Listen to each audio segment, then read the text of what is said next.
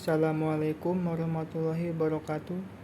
Nama saya Ahmad Ahadi. Saya ingin menjelaskan tentang pertemuan 14. Overview of text mining atau ikhtisar penambangan teks. Konsep penambangan data menemukan pola berharga dalam data, yakni respon yang jelas terhadap pengumpulan dan penyimpanan data dalam volume besar. Penambangan data bukan lagi teknologi baru yang menunggu pengembangan lebih lanjut. Meskipun penerapannya jauh dari universal, teknik data mining sangat berkembang dan untuk beberapa bentuk analisis memasuki fase matang. Data terstruktur dalam format standar.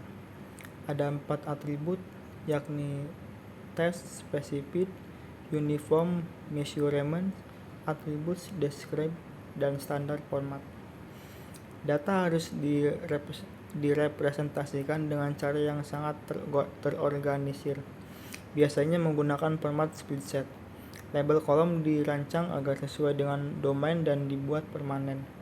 Mengikuti desain ini, data dikumpulkan dengan menambahkan baris, yaitu contoh, di mana setiap contoh diukur menggunakan atribut yang sama. Klasifikasi dokumen. New dokumen. Di sini ada 3 atribut: household vs household, finance vs finance, dan school vs school.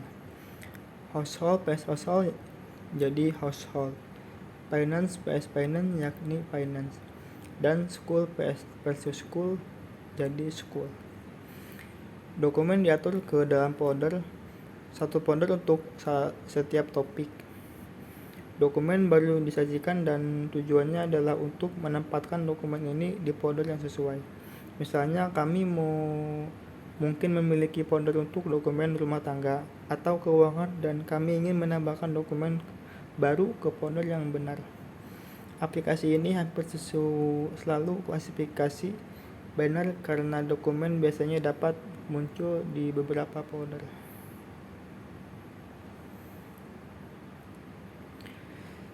Dalam contoh khas pencarian informasi, di sini ada dokumen collection, terus dokumen matcher, ada input dokumen dan matched dokumen. Dalam contoh khas memanggil mesin pencari, beberapa kata disajikan dan kata-kata ini dicocokkan dengan dokumen yang disimpan. Kecocokan terbaik disajikan sebagai tanggapan. Proses ini dapat digeneralisasi dan pencocokan dokumen, di mana alih-alih beberapa kata, dokumen lengkap disajikan sebagai satu set petunjuk. Dokumen input kemudian dicocokkan dengan semua dokumen yang disimpan, mengambil dokumen yang paling cocok.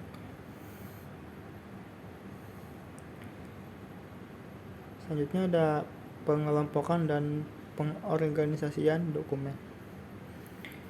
Ada dokumen collection, dokumen organizer. Di sini ada 5 atribut, yakni grup 1, grup 2, 3, 4, dan 5. Proses pengelompokan setara dengan menempatkan label yang diperlukan untuk kategorisasi teks. Karena ada banyak cara untuk mengelompokkan dokumen, proses ini tidak sekuat pemberian jawaban, yaitu label yang diketahui benar ke dokumen. Namun pengelompokan bisa menjadi wawasan.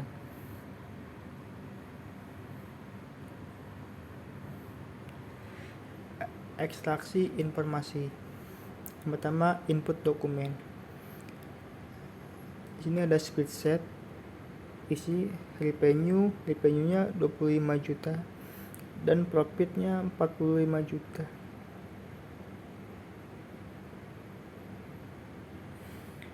Cara alternatif untuk melihat perbedaan ini adalah bahwa penambangan data mengharapkan data yang sangat terstruktur, data dan teks secara alami tidak terstruktur. Untuk membuat teks terstruktur, kami telah menggunakan representasi yang sangat dangkal yang mengukur kemunculan kata secara sederhana. Ekstraksi informasi adalah subbidang penambahan teks yang mencoba memindahkan penambahan teks ke pijakan yang sama dengan dunia menambahkan data terstruktur.